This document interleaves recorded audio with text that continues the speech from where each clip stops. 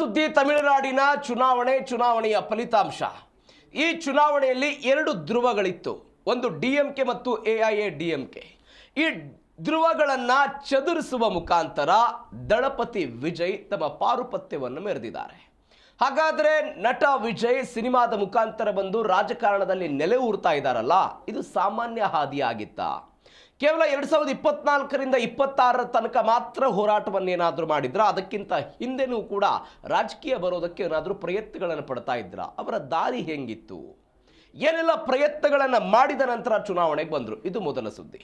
ಇನ್ನು ಎರಡನೇ ಸುದ್ದಿ ವೆಸ್ಟ್ ಬೆಂಗಾಲ್.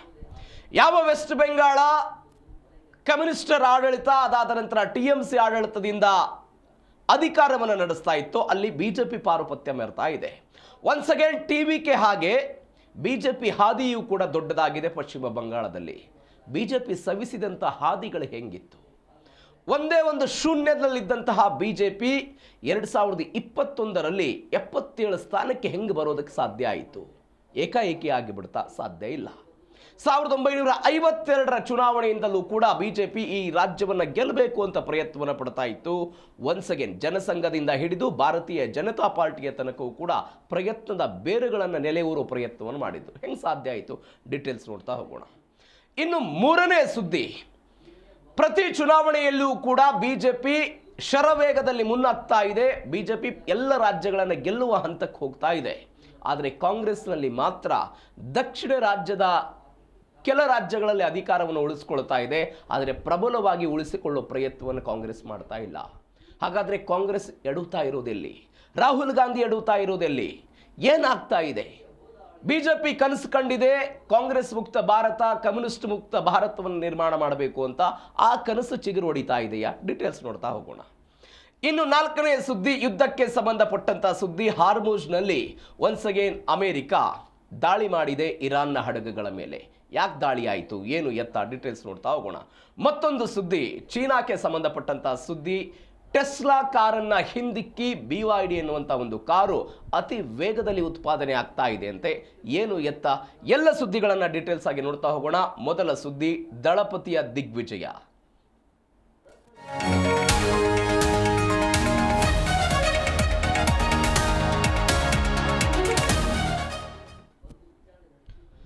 ಸ್ವತಂತ್ರ ಬಂದ ನಂತರ ಮದ್ರಾಸ್ ರಾಜ್ಯವಾಗಿದ್ದಂಥ ಇವತ್ತಿನ ತಮಿಳುನಾಡಲ್ಲಿ 1947ರಿಂದ 1967ರ ತನಕ ಸರಿಸುಮಾರು 20 ವರ್ಷ, ಅಂದರೆ 52ರಲ್ಲಿ ಮೊದಲ ಚುನಾವಣೆ ಆಯಿತು. ಆ ಮೊದಲ ಚುನಾವಣೆಯಿಂದ ಕಾಮರಾಜ್ ಅವರ ತನಕ ಅಲ್ಲಿ ಮುಖ್ಯಮಂತ್ರಿ ಆಗಿದ್ದರು. ಅದಾದ ನಂತರ ಕೇಂದ್ರದಲ್ಲಿ ಮಂತ್ರಿ ಕೂಡ ಆಗಿದ್ದರು. ಅವರ ಆಧಿಪತ್ಯ ಇತ್ತು, ಕಾಂಗ್ರೆಸ್ನ ಆಧಿಪತ್ಯ. ಶಾರ್ಟ್ ಟರ್ಮಲ್ಲಿ ಕಾಂಗ್ರೆಸ್ನ ಆಧಿಪತ್ಯ ಇತ್ತು. ಯಾವಾಗ 1967ರಲ್ಲಿ DMK ಅಧಿಕಾರಕ್ಕೆ ಬಂತು, ಮದ್ರಾಸ್ ಇದ್ದದ್ದನ್ನು ತಮಿಳುನಾಡು ಅಂತ ಹೆಸರು ಬದಲಾವಣೆ ಮಾಡಿದರು. ತಮಿಳುನಾಡು ಆಗಿ ಅಸ್ತಿತ್ವಕ್ಕೆ ಬಂದಂತಹ ರಾಜ್ಯ DMK ಆಡಳಿತದಲ್ಲಿ ಹೋಗ್ತಾ ಇತ್ತು. DMKಯಿಂದ ಹೊರಗೆ ಬಂದಂತಹ MG ರಾಮಚಂದ್ರನ್, MGR ಅಂತ ನಾವೇನು ಕರಿತೀವಿ, 1972ರಲ್ಲಿ AIADMKಯನ್ನು ಸ್ಥಾಪನೆ ಮಾಡಿದರು. ಅಲ್ಲಿಂದ DMK ವರ್ಸಸ್ AIADMK ನಡುವೆ ಪೈಪೋಟಿಗಳು ಶುರುವಾಯಿತು. ಎರಡು ಪಕ್ಷಗಳನ್ನು ಹೊರತುಪಡಿಸಿದರೆ ಮತ್ತೊಂದು ಪಾರ್ಟಿಗೆ ತಮಿಳುನಾಡಲ್ಲಿ ಅವಕಾಶವೇ ಇರಲಿಲ್ಲ. ಅದು ಅಣ್ಣಾದುರೈ, MGR, ಕರುಣಾನಿಧಿ, ಜಯಲಲಿತಾ, ಅದಾದ ನಂತರ ಇವತ್ತಿನ ಮುಖ್ಯಮಂತ್ರಿ ಸ್ಟಾಲಿನ್. ಇವರ ನಡುವೆ ಅಧಿಕಾರಗಳ ಹಂಚಿಕೆ ಆಗ್ತಾ ಹೋಗ್ತಾ ಇತ್ತು. ಮತ್ತೊಂದು ವಿಶೇಷ ಅಂತ ಹೇಳಿದ್ರೆ, ತಮಿಳುನಾಡಿನ ಮತದಾರ ಪ್ರತಿ ಬಾರಿಯೂ ಕೂಡ ಒಂದು ಪೂರ್ಣ ಪ್ರಮಾಣದ ಬಹುಮತವನ್ನು ತಮಿಳುನಾಡಲ್ಲಿ ಒಂದು ಪಕ್ಷಕ್ಕೆ ಕೊಡ್ತಾ ಬಂದಿದ್ರು. 2006ರಲ್ಲಿ ಒಂದು ಬಾರಿ ಇವತ್ತೇನು ಹಂಗ ಅಸೆಂಬ್ಲಿ ನಿರ್ಮಾಣ ಆಗಿದೆ ತಮಿಳುನಾಡಲ್ಲಿ, ಅದೇ ರೀತಿಯಾಗಿ ನಿರ್ಮಾಣ ಆಗಿತ್ತು. DMKಗೆ 96 ಬಂದಿತ್ತು, AIADMKಗೆ 60+ ಬಂದಿತ್ತು, ಕಾಂಗ್ರೆಸ್ಗೆ ಒಂದಿಷ್ಟು ಸ್ಥಾನಗಳು ಬಂದಿತ್ತು, PMKಗೆ ಒಂದು 18 ಸ್ಥಾನ ಬಂದಿತ್ತು. ಇಂಥದ್ದೊಂದು ಅತಂತ್ರ ಪರಿಸ್ಥಿತಿ 2006ರಲ್ಲಿ ತಮಿಳುನಾಡಲ್ಲಿ ನಿರ್ಮಾಣ ಆಗಿತ್ತು. ಆ ಪರಿಸ್ಥಿತಿಯ ನಂತರ ಇವತ್ತು 2024ರಲ್ಲಿ ವಿಜಯ್ ತಮ್ಮದೇ ಆದಂತಹ ಒಂದು ಪಾರ್ಟಿಯನ್ನು ಕಟ್ಟುವ ಮುಖಾಂತರ ತಮಿಳುನಾಡಲ್ಲಿ ಆಡಳಿತಕ್ಕೆ ಬಂದಿದ್ದಾರೆ. 118 ಅಲ್ಲಿ ಬಹುಮತಕ್ಕೆ ಬೇಕಾದಂತಹ ಸ್ಥಾನಗಳು 108 ಇವತ್ತು ಯಾರ ಬಳಿ ಇದೆ? TVK ಬಳಿ ಇದೆ. ಹಾಗಾದರೆ ಈ ಜರ್ನಿ ಸಾಮಾನ್ಯವಾಗಿತ್ತಾ? 2024ರಲ್ಲಿ TVK, ಅದಕ್ಕಿಂತ ಮೊದಲು ಸಿನಿಮಾ ರಂಗದಲ್ಲಿ ಪಯಣ, ಎಲ್ಲದರ ನಂತರವೂ ಕೂಡ ರಾಜಕೀಯವಾಗಿ ಯಶಸ್ವಿಯಾಗೋದಕ್ಕೆ ಸಾಧ್ಯ ಆಗಿದ್ದು ಹೆಂಗೆ? ಅವರ ಪಯಣ ಏನಿತ್ತು? ದ್ರಾವಿಡ ರಾಜಕಾರಣದ ಮಹಾಕ್ರಾಂತಿ ಇದು. ನಾನು ಅವಾಗಲೇ ಹೇಳ್ತಾ ಇದ್ದೆ, ನಿನ್ನೆಯೂ ಕೂಡ ನಾವು ಇದನ್ನು ಮಾತನಾಡಿದ್ದೀವಿ. ದ್ರಾವಿಡ ಅಸ್ಮಿತೆ, ಪ್ರಾಚೀನ ತಮಿಳು ಭಾಷೆ, ಮೂಢನಂಬಿಕೆಯ ವಿರುದ್ಧದ ರಾಜಕಾರಣ, ನಾಸ್ತಿಕತೆ, ಪೆರಿಯಾರ್ ಅವರ ಸಿದ್ಧಾಂತಗಳನ್ನು ಮುಂದೆ ತೆಗೆದುಕೊಂಡು ಬಂದು ಮಾಡಿದ್ದಂತಹ ರಾಜಕಾರಣ, ಇವೆಲ್ಲದರ ರಾಜಕಾರಣ ಕಳೆದ ಅನೇಕ ವರ್ಷಗಳಿಂದ ತಮಿಳುನಾಡಲ್ಲಿತ್ತು. ಇದೀಗ 234 ಕ್ಷೇತ್ರಗಳ ಪೈಕಿ ಟಿವಿಕೆ 107 ಸ್ಥಾನಗಳನ್ನು ಗಳಿಸಿ ದೊಡ್ಡ ಪಕ್ಷವಾಗಿ ಹೊರಹೊಮ್ಮಿದೆ. ಅಂದರೆ 2006 ನಂತರ 10 ವರ್ಷಗಳ ಬಳಿಕ ಒಂದು ಅತಂತ್ರ ವಿಧಾನಸಭೆಯಲ್ಲಿ ರಚನೆ ಆಗಿರೋದು. ಯಾರಿಗೂ ಕೂಡ ಬಹುಮತ ಬಂದಿಲ್ಲ. 6 ದಶಕಗಳ, ನಾನು ಅವಾಗಲೇ ಹೇಳಿದೆ, 1967ರಿಂದ 72ರ ಅವಧಿ, 72ರ ನಂತರ 2026ರ ತನಕ ಮತ್ತೊಂದು ಅವಧಿ. ಈ ಅವಧಿಯಲ್ಲಿ 2006ರಲ್ಲಿ ಇಂಥದ್ದೊಂದು ಪರಿಸ್ಥಿತಿ ಆಯಿತು. DMK 96, AIDMK 61, ಕಾಂಗ್ರೆಸ್ 34, PMK 18 ಬಂದಿತ್ತು. ಆ ಚುನಾವಣೆಯ ನಂತರ ಇಂಥದ್ದೊಂದು ಪರಿಸ್ಥಿತಿ ಬಂದಿದೆ. ನೀವು ಗಮನಿಸಬೇಕಾದ ಸಂಗತಿ ಅಂತ ಹೇಳಿದ್ರೆ, DMK ಮತ್ತು AIDMK ನಡುವೆ ದ್ರಾವಿಡ ಸಿದ್ಧಾಂತ ಹೇಳಿದರೂ ಕೂಡ ಕೆಲವೊಂದಿಷ್ಟು ವ್ಯತ್ಯಾಸಗಳಿದೆ. ಏನು ವ್ಯತ್ಯಾಸ? DMK ಅತಿ ಹೆಚ್ಚು ನಗರ ಪ್ರದೇಶವನ್ನು ಕೇಂದ್ರೀಕರಿಸಿ ನಗರ ಪ್ರದೇಶದ ಮತದಾರರು ಹೆಚ್ಚು ಸಪೋರ್ಟ್ ಮಾಡ್ತಾರೆ DMKಗೆ. ಅದೇ ನೀವು AIDMKಗೆ ಹೋದರೆ ಗ್ರಾಮೀಣ ಪ್ರದೇಶದ ವಿಶೇಷವಾಗಿ ಕೃಷಿಕರು ಮತ್ತು ಶ್ರಮಿಕ ವರ್ಗ ಏನಿದೆ ಅವರು AIDMK ಜೊತೆಗೆ ಅತಿ ಹೆಚ್ಚು ವಾಲಿದ್ದನ್ನು ನಾವು ನೋಡಿದ್ದೀವಿ. ವಿದ್ಯಾವಂತರು DMK ಜೊತೆಗೆ ಬರ್ತಾರೆ ಅನ್ನುವಂಥ ನಿಲುವಿದೆ. ಇದು ಡಿಫ್ರೆನ್ಸ್. ಮತ್ತೊಂದು ಕಡೆ DMK ಏನು ಮಾಡುತ್ತೆ, ರಾಜ್ಯದ ಸ್ವಾಯತ್ತತೆ, ರಾಜ್ಯದ ಅಸ್ತಿತ್ವ, ರಾಜ್ಯದ ಸ್ವಾಭಿಮಾನ, ಅದ್ರ ಬಗ್ಗೆ ಮಾತನಾಡ್ತಾರೆ ಅವರು. ಆದರೆ AIDMK BJP ಜೊತೆಗೂ ಹೊಂದಾಣಿಕೆ ಮಾಡಿಕೊಂಡಿದೆ. ಕೇಂದ್ರ ಸರ್ಕಾರದ ನಿಲುವುಗಳ ಜೊತೆಗೆ ಅವರು ಮರ್ಜ್ ಆಗೋ ಪ್ರಯತ್ನವನ್ನು ಮಾಡ್ತಾರೆ. ಎರಡು ಪಾರ್ಟಿಗಳ ನಡುವೆ MGR ಅವರ ನಂತರ TVK ನಾನು ಭ್ರಷ್ಟಾಚಾರದ ವಿರುದ್ಧ ಹೋರಾಟ ಮಾಡ್ತೀನಿ, ಸಾಮಾಜಿಕ ನ್ಯಾಯದ ಪರವಾಗಿ ಕೆಲಸವನ್ನು ಮಾಡ್ತೀನಿ, ಸಾಮಾಜಿಕ ಅಸಮತೋಲನ ಏನಿದೆ ಅದ್ರ ಬಗ್ಗೆ ನಾನು ಹೋರಾಟ ಮಾಡ್ತೀನಿ. ಎರಡು ದ್ರಾವಿಡ ಪಕ್ಷಗಳೇನಿದೆ ಆ ಎರಡು ದ್ರಾವಿಡ ಪಕ್ಷಗಳು ಮೂಲ ದ್ರಾವಿಡ ಸಿದ್ಧಾಂತವನ್ನು ಬಿಟ್ಟು ಪರದೆಗೆ ಸರಿತಾ ಇವೆ. ಮೂಲ ದ್ರಾವಿಡ ಸಿದ್ಧಾಂತ ಏನಿದೆ ಆ ಸಿದ್ಧಾಂತವನ್ನು ಬಿಟ್ಟು ಪಕ್ಕಕ್ಕೆ ಸರಿತಾ ಇವೆ. ಈ ಕಾರಣಕ್ಕಾಗಿ ನನ್ನದೊಂದು ಅಸ್ತಿತ್ವ ಇರಲಿ ಅನ್ನೋ ಕಾರಣಕ್ಕಾಗಿ TVK ಬಂದಿದ್ದಾರೆ. ನೀವು ನೋಡಿ, ತಮಿಳುನಾಡಲ್ಲ, ನಿನ್ನೆ ಪಶ್ಚಿಮ ಬಂಗಾಳದಲ್ಲಿ ನಾಯಕತ್ವ ಹೆಂಗೆ ಬದಲಾವಣೆ ಆಯಿತು ಹೋಗ್ತಾ ಇತ್ತು ಅನ್ನೋದನ್ನು ನೋಡಿದ್ವಿ. ತಮಿಳುನಾಡಲ್ಲೂ ಕೂಡ ಹಂಗೆ ಆಗಿದೆ. 1967ರಲ್ಲಿ ಅಣ್ಣಾದುರೈ ಮುಖ್ಯಮಂತ್ರಿ ಆದರು. 69ರಲ್ಲಿ ಅಣ್ಣಾದುರೈ ನಿಧನದ ನಂತರ ಕರುಣಾನಿಧಿ ಮುಖ್ಯಮಂತ್ರಿ ಆದರು. ಅದಾದ ನಂತರ 72ರಲ್ಲಿ MR ರಾಮಚಂದ್ರನ್, MJR ಅಂತ ನಾವೇನು ಕರಿತೀವಿ ಆ ವ್ಯಕ್ತಿ ಈ ಪಕ್ಷದಿಂದ ಉಚ್ಚಾಟನೆಯಾಗಿ AIDMK ಸ್ಥಾಪನೆ ಆಯಿತು. ಅವರು 72ರಲ್ಲಿ ಹೊಸ ಪಕ್ಷ ಸ್ಥಾಪನೆ ಮಾಡಿ 72ರಲ್ಲಿ ಅಧಿಕಾರಕ್ಕೆ ಬರ್ತಾರೆ. ಪಕ್ಷ ಸ್ಥಾಪನೆ ಮಾಡಿ 5 ವರ್ಷಗಳ ನಂತರ ಅಧಿಕಾರಕ್ಕೆ ಬಂದಂಥ ವ್ಯಕ್ತಿ 77ರಲ್ಲಿ. 1989ರ ನಂತರ ಜಯಲಲಿತಾ ಪಾರುಪತ್ಯ ಎಲ್ಲಿಯ ತನಕ? 2016ರ ತನಕ. 2016ರ ತನಕ ಜಯಲಲಿತಾ ಪಾರುಪತ್ಯ ಇತ್ತು. ಅದಾದ ನಂತರ ಸ್ಟಾಲಿನ್ ಯುಗ ಶುರುವಾಗಿತ್ತು ಕಳೆದ 5 ವರ್ಷಗಳಿಂದ. ಈ 5 ವರ್ಷಗಳಲ್ಲಿ DMK ವಿರುದ್ಧ ಜನಾಕ್ರೋಶ ಇತ್ತು, ಭ್ರಷ್ಟಾಚಾರದ ಆರೋಪಗಳಿತ್ತು. ಇವೆಲ್ಲವನ್ನೂ ಕೂಡ ತೆಗೆದುಕೊಂಡು ಹೋಗಿ ಜನರ ಮುಂದೆ ಹೋಗುವ ಪ್ರಯತ್ನವನ್ನು TVK ಮಾಡ್ತು. ಅದರ ಪರಿಣಾಮ ಇವತ್ತು 107 ಸ್ಥಾನಗಳನ್ನು ವಿಜಯ್ ಅವರ ಪಾರ್ಟಿ ತಮಿಳುನಾಡಲ್ಲಿ ಗೆದ್ದಿದೆ. ದೊಡ್ಡ ಪಕ್ಷವಾಗಿ ಇದೀಗ ತಮಿಳುನಾಡಲ್ಲಿ ಬಂದಿರುವುದು. ದೈತ್ಯ ಮರಗಳೇನಿತ್ತಲ್ಲ DMK, AIDMK ಅನ್ನುವಂಥ ದೊಡ್ಡ ದೈತ್ಯ ಮರಗಳೇನಿತ್ತಲ್ಲ ಅವುಗಳನ್ನು ಉರುಳಿಸಬೇಕು ಅಂತ ಕಮಲ್ ಹಾಸನ್ ಸೇರಿದಂತೆ ಅನೇಕ ಜನ ಸಿನಿಮಾ ನಟರುಗಳ ಪ್ರಯತ್ನವನ್ನು ಪಟ್ಟಿದ್ರು. ಅದು ಸಾಧ್ಯ ಆಗಿರಲಿಲ್ಲ. ಇದೀಗ ವಿಜಯ್ ಅವರಿಂದ ಅದು ಸಾಧ್ಯ ಆಗಿದೆ. ಹಾಗಾದರೆ ಒಂದೇ ದಿನದಿಂದ ಆಯ್ತಾ? ಸಾಧ್ಯ ಇಲ್ಲ. 17 ವರ್ಷಗಳ ಕಾಲ ಕೆಲಸ ಮಾಡಿದ್ದಾರೆ. ಗ್ರೌಂಡಲ್ಲಿ ಕೆಲಸ ಮಾಡಿದ್ದಾರೆ, ಮಣ್ಣು ಹೊತ್ತಿದ್ದಾರೆ. ಹೆಂಗೆ? 2009ರಲ್ಲಿ ವಿಜಯ್ ಮಕ್ಕಳ್ ಇಯಕ್ಕಂ ಮುಖಾಂತರ ಜನರೊಂದಿಗೆ ಈ ವ್ಯಕ್ತಿ ಬೆರೆಯೋದಕ್ಕೆ ಶುರು ಮಾಡಿದ್ರು. ಈ ಸಂಘಟನೆಯೊಂದಿಗೆ ಏನು ಮಾಡೋದಕ್ಕೆ ಶುರು ಮಾಡಿದ್ರು? ಈಗ ನಮ್ಮಲ್ಲಿ ಅನೇಕ ಜನ ರಾಜಕಾರಣಿಗಳು, ರಾಜಕಾರಣಕ್ಕೆ ಬರಬೇಕು ಅನ್ನುವವರು ಇವರೆಲ್ಲ ಇರ್ತಾರಲ್ಲ, ಒಂದು ಸಂಘಟನೆಯನ್ನು ಶುರು ಮಾಡಿ ಸಾಮಾಜಿಕ ಕೆಲಸ ಮಾಡೋಕ್ಕೆ ಶುರು ಮಾಡ್ತಾರೆ. ಅವರು ಬರ್ತಡೇ ದಿನ ಆಸ್ಪತ್ರೆಗಳಿಗೆ ಹೋಗಿ ಬ್ರೆಡ್ಡು, ಹಾಲು, ರಕ್ತದಾನ ಶಿಬಿರಗಳನ್ನು ಮಾಡೋದು, ಬೇರೆ ಬೇರೆ ಸಾಮಾಜಿಕ ಚಟುವಟಿಕೆಗಳನ್ನು ಮಾಡೋದು. ಅದೇ ರೀತಿಯಾಗಿ ಇವರು ಮಾಡೋಕ್ಕೆ ಶುರು ಮಾಡಿದರು. ಸಿನಿಮಾ ಪ್ರಚಾರಕ್ಕೆ ಮಾತ್ರ ಅದನ್ನು ಬಳಸಲಿಲ್ಲ, ಶೈಕ್ಷಣಿಕವಾಗಿ ನೆರವು ಕೊಡೋದಕ್ಕೆ ಇವರೆಲ್ಲ ಪ್ರಯತ್ನವನ್ನು ಪಟ್ಟರು. ಇವೆಲ್ಲದರ ನಡುವೆ ಒಂದು ಘಟನೆ ಆಯಿತು. ಏನು ಘಟನೆ? 2020ರಲ್ಲಿ ಇವರ ತಂದೆ, ನಟ ವಿಜಯ್ ಅವರ ತಂದೆ ಚಂದ್ರಶೇಖರ್ ಏನಿದ್ದಾರೆ, ಆಲ್ ಇಂಡಿಯಾ ದಳಪತಿ ವಿಜಯ್ ಮಕ್ಕಳ್ ಇಯಕ್ಕಂ ಎನ್ನುವಂಥ ಒಂದು ಪಾರ್ಟಿಯನ್ನು ಭಾರತೀಯ ಚುನಾವಣಾ ಆಯೋಗಕ್ಕೆ ಹೋಗಿ ರಿಜಿಸ್ಟರ್ ಮಾಡೋಕ್ಕೆ ಹೋಗ್ತಾರೆ ಇವರು. ಇದು ಸ್ವಲ್ಪ ಇಂಟ್ರೆಸ್ಟಿಂಗ್ ಕತೆ. ಇದು ತಂದೆಯೇ ತನ್ನ ಪುತ್ರನ ಹೆಸರನ್ನು ಬಳಕೆ ಮಾಡಿಕೊಂಡು ಆಲ್ ಇಂಡಿಯಾ ದಳಪತಿ ವಿಜಯ್ ಮಕ್ಕಳ್ ಇಯಕ್ಕಂ ಎನ್ನುವಂಥ ಒಂದು ಪಾರ್ಟಿಯನ್ನು ಕಟ್ಟೋದಕ್ಕೆ ಚುನಾವಣಾ ಆಯೋಗಕ್ಕೆ ರಿಜಿಸ್ಟರ್ ಮಾಡೋಕೆ ಹೋಗ್ತಾರೆ. ಈ ಸುದ್ದಿ ಯಾರಿಗೆ ಗೊತ್ತಾಗುತ್ತೆ? ಇವತ್ತು ಗೆದ್ದಿರುವಂಥ ವಿಜಯ್ ಅವರಿಗೆ ಗೊತ್ತಾಗುತ್ತೆ. ವಿಜಯ್ ಅವರಿಗೆ ಗೊತ್ತಾದ ತಕ್ಷಣ ಈ ವ್ಯಕ್ತಿ ಏನು ಮಾಡ್ತಾರೆ ಅಂತ ಹೇಳಿದ್ರೆ, ನನಗೂ ಮತ್ತು ಆ ಪಕ್ಷಕ್ಕೆ ಯಾವುದೇ ಸಂಬಂಧ ಇಲ್ಲ, no relationship between me and that party ಅಂತ ಹೇಳ್ಬಿಡ್ತಾರೋ. ಅಷ್ಟೇ ಮಾತ್ರ ಮಾಡಲಿಲ್ಲ, ಅವರ ತಂದೆ ಅವರ ತಾಯಿಯ ವಿರುದ್ಧ ನ್ಯಾಯಾಲಯದಲ್ಲಿ ಮೊಕದ್ದಮೆ ಹೂಡ್ತಾರವರು. ಯಾವ ಕಾರಣಕ್ಕಾಗಿ? ನನ್ನ ಅನುಮತಿಯನ್ನ ಪಡೆಯದೆ ಈ ಪಾರ್ಟಿಗಾಗಿ ನನ್ನ ಹೆಸರನ್ನ ನನ್ನ ತಂದೆ ಮತ್ತು ತಾಯಿ ಬಳಕೆ ಮಾಡಿಕೊಂಡಿದ್ದಾರೆ, ಈ ಕಾರಣಕ್ಕಾಗಿ ಅಂತ ಹೇಳ್ತಾರೆ. ದೊಡ್ಡ ವಿವಾದ ಆಯಿತು ಈ ಘಟನೆ.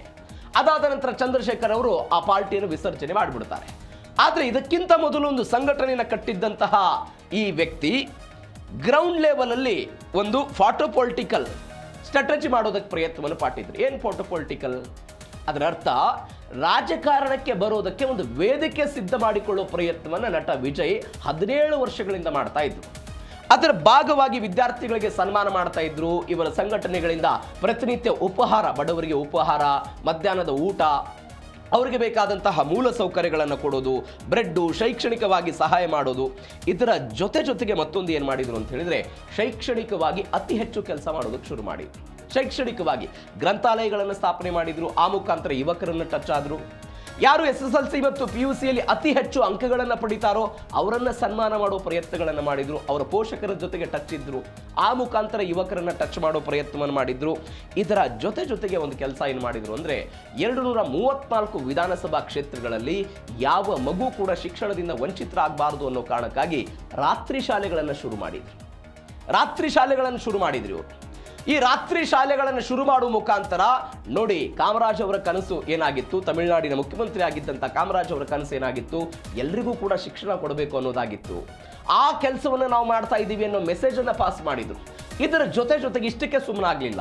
ಆ ಜಂಜಿಗಳಿದ್ರಲ್ಲ, ಯುವಕರಿದ್ರಲ್ಲ, ಅವರನ್ನ ತಮ್ಮ ಹಿಡಿತದಲ್ಲಿ ಇಟ್ಕೊಳ್ಳೋದಕ್ಕೆ ಒಂದು ಆ್ಯಪ್ ಮುಖಾಂತರ ಅವರನ್ನ ತಲುಪುವ ಪ್ರಯತ್ನವನ್ನು ಮಾಡಿದ್ರು. ಇದು ಸುದೀರ್ಘ 17 ವರ್ಷಗಳ ಕಾಲ ನಟ ವಿಜಯ್ ರಾಜಕಾರಣಕ್ಕೆ ಬರೋದಕ್ಕಿಂತ ಮೊದಲು ಹಾಕಿಕೊಂಡಂತಹ ಅಡಿಪಾಯ. ಹಾಗಾದ್ರೆ 17 ವರ್ಷದ ಶ್ರಮ ಇತ್ತು, ಪೊಲಿಟಿಕಲ್ ಪಾರ್ಟಿ ಶುರುವಾಯಿತು. ತಂದೆ ಸ್ಥಾಪನೆ ಮಾಡಿದ್ದಂತಹ ಪೊಲಿಟಿಕಲ್ ಪಾರ್ಟಿಯನ್ನೇ ವಿರೋಧ ಮಾಡಿದ್ದಂತಹ ನಟ ವಿಜಯ್ 2024ರಲ್ಲಿ TVKಯನ್ನು ಅಸ್ತಿತ್ವಕ್ಕೆ ತೆಗೆದುಕೊಂಡು ಬಂತು. ಹೆಂಗ್ ಸಾಧ್ಯ ಆಯಿತು ಗೆಲುವು?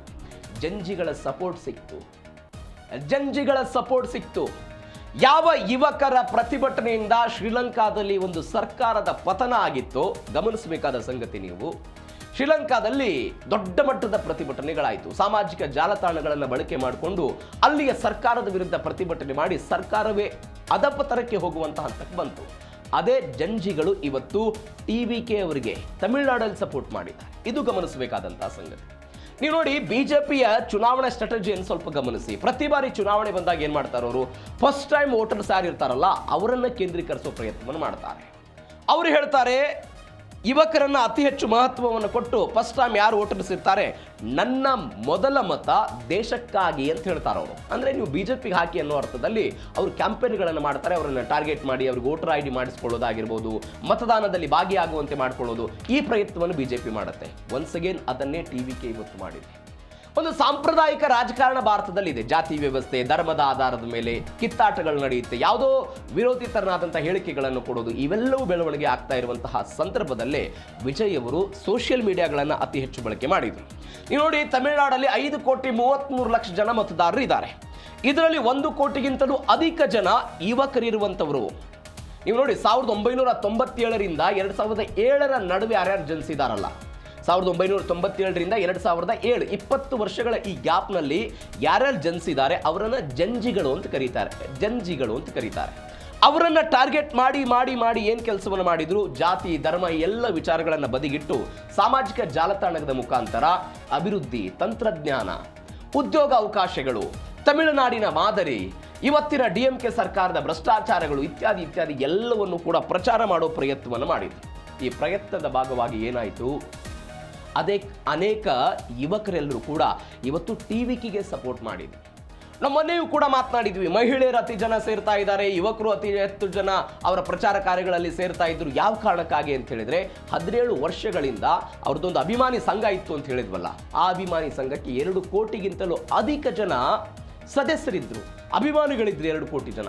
ಆ 2 ಕೋಟಿ ಜನರನ್ನು ಇವರು ಹೆಂಗೆ ಬಳಕೆ ಮಾಡಿಕೊಂಡ್ರು ಅಂತ ಹೇಳಿದ್ರೆ, ಕೇವಲ ಅವರನ್ನ ಅಭಿಮಾನಿಗಳು ಅಥವಾ ಆ ಸಂಘಟನೆಯ ಕಾರ್ಯಕರ್ತರು ಅನ್ನೋದನ್ನ ನೋಡ್ಕೊಳ್ಳದೆ ಅವರಿಗೂ ಕೂಡ ಜವಾಬ್ದಾರಿಗಳನ್ನು ಕೊಡೋದ್ರ ಮುಖಾಂತರ ಗ್ರೌಂಡ್ ಲೆವೆಲ್ ಅಲ್ಲಿ ಕೆಲಸ ಮಾಡೋದಕ್ಕೆ ಶುರು ಮಾಡಿ.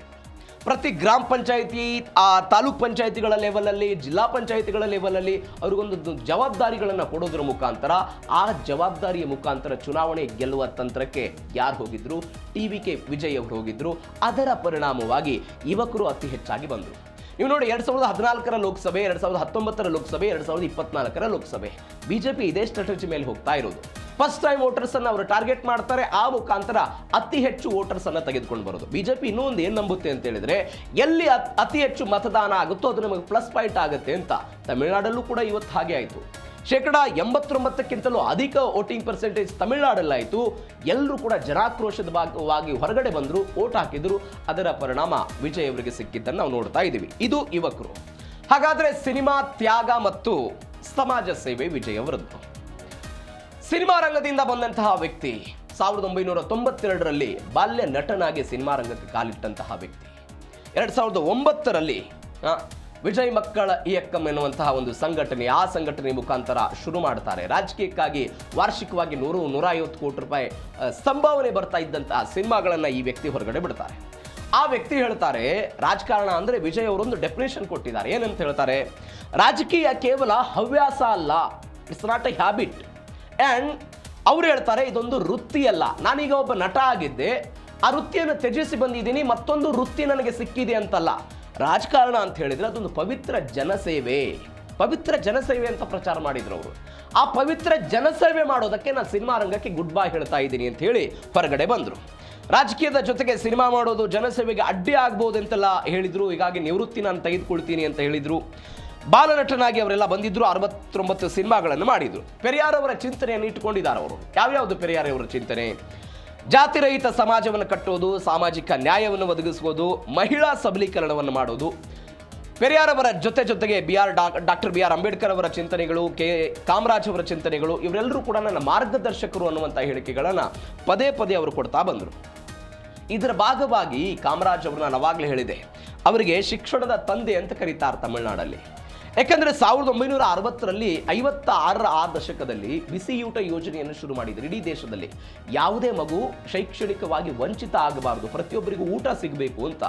ಇದರ ಜೊತೆಗೆ ಏನು ಮಾಡಿದ್ರು ಅಂತ ಹೇಳಿದರೆ,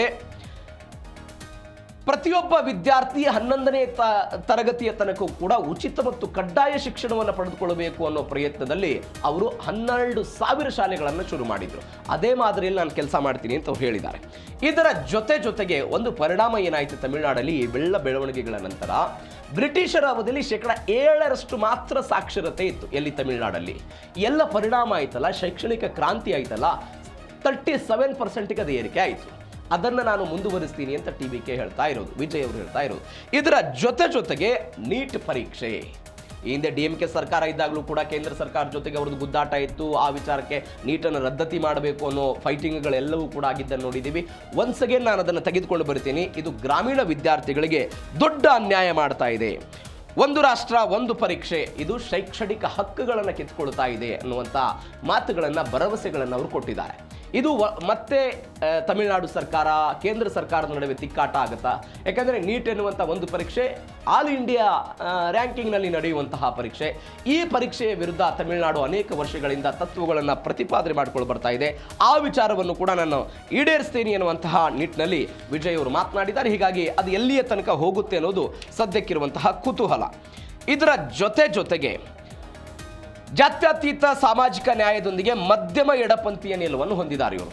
ಈಗ ಪೆರಿಯಾರ್ ಅವರನ್ನ ವಿಚಾರಕ್ಕೆ ಹೋಗೋದಾದರೆ, ನಾಸ್ತಿಕ, ದೇವರನ್ನ ನಂಬದೇ ಇರುವಂತಹ ಸಿಸ್ಟಮು, ಆ ವ್ಯವಸ್ಥೆಯಲ್ಲಿ ಚಿಂತನೆಗಳು ಬರುತ್ತೆ ಅಂತ ಹೇಳ್ತಾರೆ. ಇವರು ಆ ಚಿಂತನೆಗೆ ಹೋಗಲ್ಲ.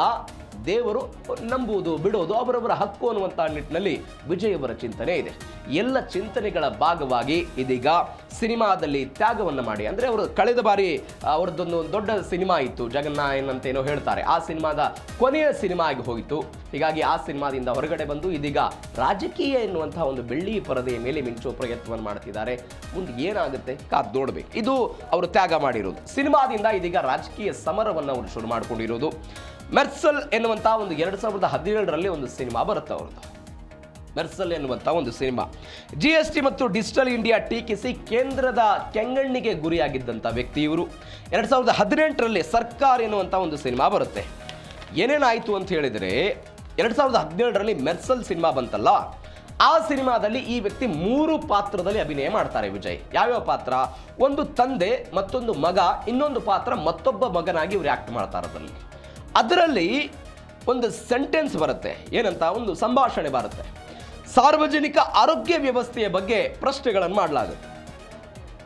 7% GST ಇರುವಂತಹ ಸಿಂಗಪುರದಲ್ಲಿ ಉಚಿತ ವೈದ್ಯಕೀಯ ಸೌಲಭ್ಯಗಳು ಸಿಗುತ್ತೆ. ಆದರೆ 28% GST ಇರುವಂತಹ ಭಾರತದಲ್ಲಿ ಯಾಕೆ ಈ ಸೌಲಭ್ಯಗಳು ಸಿಗೋದಿಲ್ಲ ಅಂತ ವಿಜಯ್ ಅವರು ಪ್ರಶ್ನೆ ಮಾಡ್ತಾರೆ ಸಿನಿಮಾದಲ್ಲಿ. ಇದು ದೊಡ್ಡ ಮಟ್ಟದಲ್ಲಿ ರಾಜಕೀಯ ಪ್ರೇರಿತ ಸಂಭಾಷಣೆ ಅಂತ ಬಿಜೆಪಿ ಆರೋಪ ಮಾಡ್ತು. ಆ ಹೇಳಿಕೆಗೆ ಕತ್ತರಿ ಹಾಕಬೇಕು ಅಂತ ಎಲ್ಲವೂ ಕೂಡ ಪ್ರತಿಭಟನೆಗಳಾಯಿತು. ಇದು ರಾಜಕೀಯದ ಒಂದು ಮೊದಲ ಮೆಟ್ಟಿಲು ಅಂತ ಹೇಳ್ತಾರೆ. ಇದು ಒಂದು.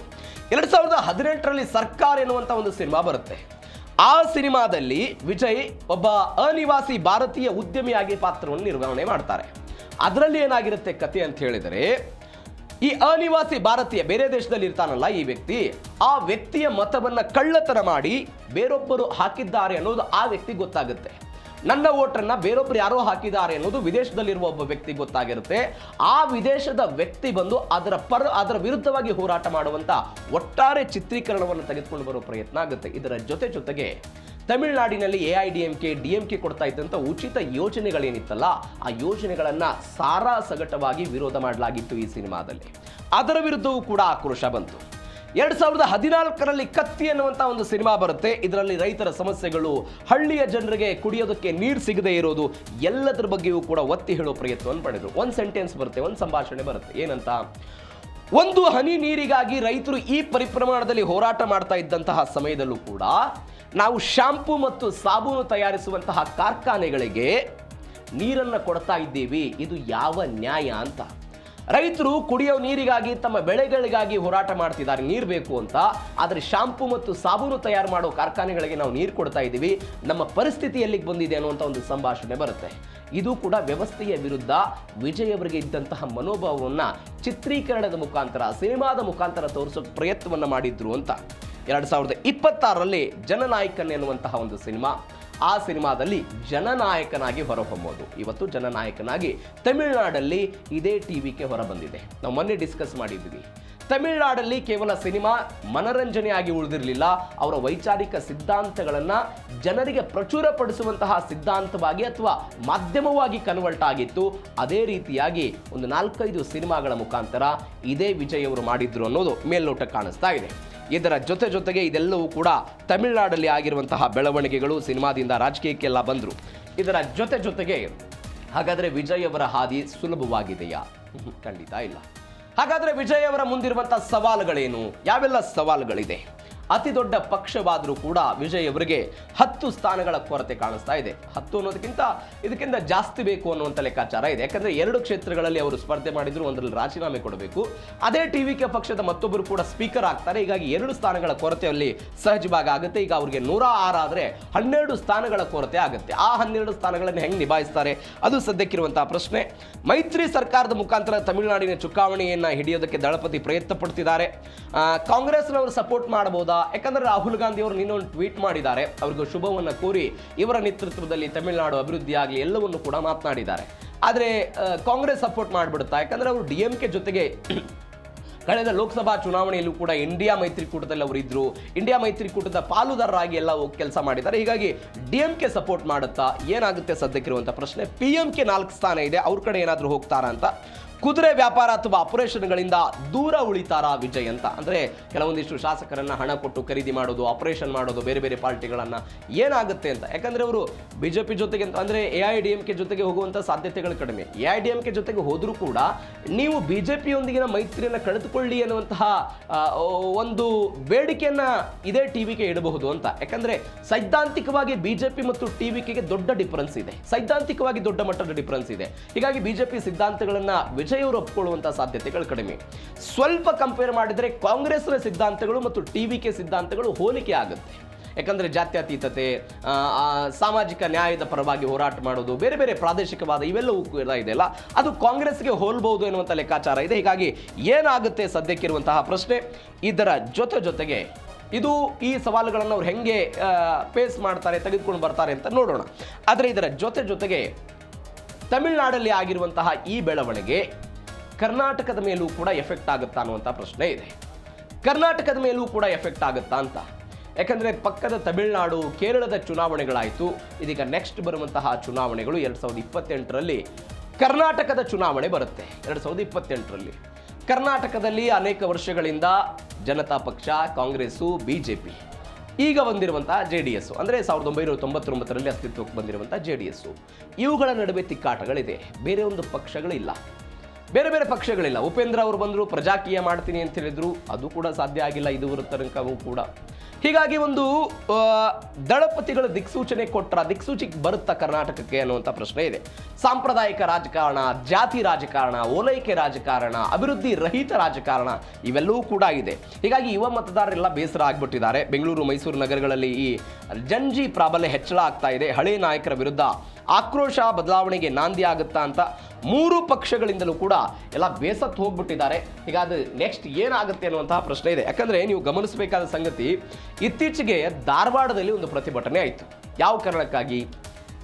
ರಾಜ್ಯ ಕಾಂಗ್ರೆಸ್ ಸರ್ಕಾರ ಯಾವುದೇ ಉದ್ಯೋಗ ನೇಮಕಾತಿಗಳನ್ನು ಮಾಡಿಕೊಳ್ತಾ ಇಲ್ಲ ಅನ್ನುವಂಥ ಆಕ್ರೋಶ ಯುವಕರಿಂದ ಯಾವ ಪರಿಪ್ರಮಾಣದಲ್ಲಿ ಬಂತು ಅಂತ ಹೇಳಿದರೆ, ಅನೇಕ ಜನರನ್ನು ಬಂಧಿಸುವ ಪ್ರಯತ್ನಗಳನ್ನು ಮಾಡಿದರು. ಯಾವುದೇ ಕಾರಣಕ್ಕೂ ಹೋರಾಟ ಮಾಡಬಾರದು ಅಂತ. ಈ ಹೋರಾಟ ಪುಟಿದು ಬೇರೊಂದು ಅಸ್ತಿತ್ವಕ್ಕೆ, ಬೇರೊಂದು ರಾಜಕೀಯ ಪಕ್ಷಕ್ಕೆ ಅವಕಾಶವನ್ನು ಮಾಡಿಕೊಡುತ್ತಾ ಅದರ ಲಾಭವನ್ನು ಉಪೇಂದ್ರ ಅವರ ಪ್ರಜಾಕೀಯ ಏನಾದರೂ 2028ರವರೆಗೆ ಇಂಥದ್ದೊಂದು ಪ್ರಯತ್ನವನ್ನು ಪಟ್ಟು TVK ಥರ ಗ್ರೌಂಡ್ ಲೆವೆಲಲ್ಲಿ ಏನಾದರೂ ಕೆಲಸವನ್ನು ಮಾಡಿ ದೊಡ್ಡ ಮಟ್ಟದಲ್ಲಿ ಸಕ್ಸಸ್ಸನ್ನು ಪಡೆಯೋದಕ್ಕೆ ಸಾಧ್ಯ ಆಗುತ್ತಾ? ಇದು ಸದ್ಯಕ್ಕಿರುವಂಥ ಪ್ರಶ್ನೆ. ಯಾಕಂದರೆ ನೀವು ಕಾಂಗ್ರೆಸ್ ಮತ್ತು BJP ನಡುವೆ ಇಂಥದ್ದೊಂದು ಪೈಪೋಟಿಗಳು ಇರುವಾಗ ಒಂದು ಥರ್ಡ್ ಅಲಿಯನ್ಸ್, ಅಂದರೆ ಬೇರೊಂದು ಪಾರ್ಟಿ ಸಿಕ್ಕಾಗ ಅದರತ್ತ ಹೋಗುವಂಥ ಸಾಧ್ಯತೆಗಳಿರುತ್ತೆ. ಇದು ಕರ್ನಾಟಕದ ಮೇಲೆ ಎಷ್ಟರ ಮಟ್ಟಿಗೆ ಪರಿಣಾಮ ಬೀರುತ್ತೆ ನೋಡೋಣ. ಇದು ತಮಿಳುನಾಡಿನ ಚುನಾವಣೆ ಕರ್ನಾಟಕದ ಮೇಲೆ ಏನಾಗಬಹುದು ಎನ್ನುವಂಥ ಲೆಕ್ಕಾಚಾರ. ಇದು ಒಟ್ಟಾರೆ ತಮಿಳುನಾಡಲ್ಲಿ ಆಗಿರುವಂಥ ಬೆಳವಣಿಗೆ.